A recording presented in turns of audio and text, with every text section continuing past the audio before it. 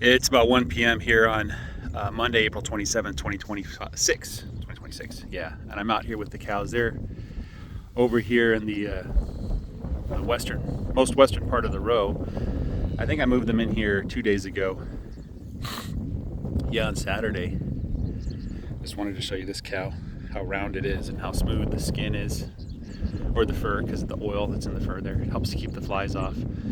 I don't see any cow that really has a lot of flies. Also checking on the baby calf. You can see here, there's the baby calf. There's the mama, and the mama is not happy with dogs. So mama is protecting the baby, and the dogs know better than to get close. So these are trained dogs that know better than to get close to mama cows with calves near them. So anyway, yeah, they're for sale if you haven't bought, if they aren't sold yet. If I don't sell them, I'll probably just sell them with starter herds next year, see how that fares. I don't really have a starter herd or flock to go with them. That boy's still part of in here. He needs to leave. I haven't really tried to get him out yet, but his days are numbered. But you can see here, this grass is just fantastic. They barely even touched it. Let me try to walk over so you can see that. So this is where they'll be going probably tomorrow or the day after, maybe the day after. This is where they're at right now, obviously. There's some manure. It's pretty runny. I'm gonna get some more of that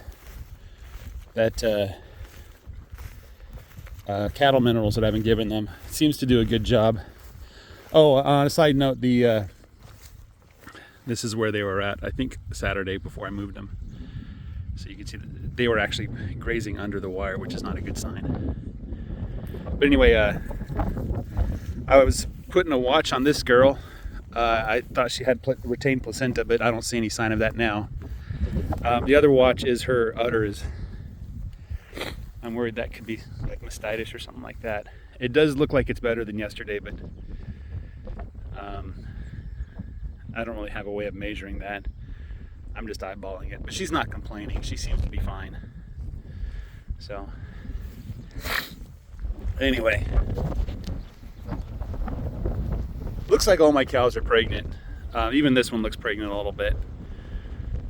Patches, I think, is pregnant. Brownie's definitely pregnant. That one, I'm pretty sure, number 10 next to her is definitely pregnant. 19 is definitely pregnant.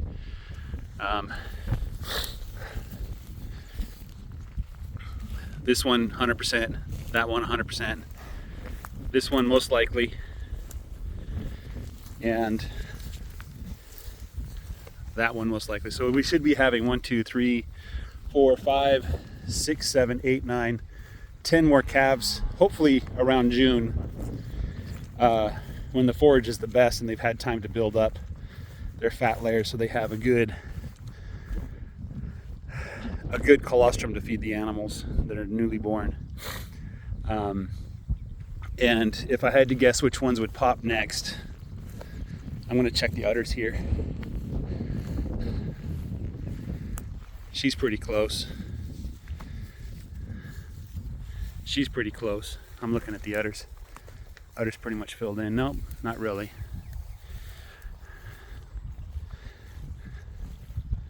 This one's close too.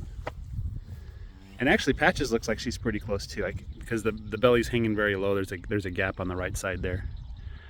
So Patches might be close to giving a calf too. And since it's a hopefully South Pole bull that inseminated all of these cows, that bred with these cows, the calves will be a little smaller, which I know that sounds counterintuitive. Don't you want big calves so you can go to market and get a big paycheck? No, I want small cows. Big cows have problems associated with them in terms of how they affect the pasture when it's very wet. So I don't want big cows pugging up my pasture when it gets very wet. Big cows also struggle more in the heat. That's a thermodynamic equation there, the surface area of the cow versus the volume or the mass. South Pole have a really good heat tolerance there. Let's watch this mama licking the calf there.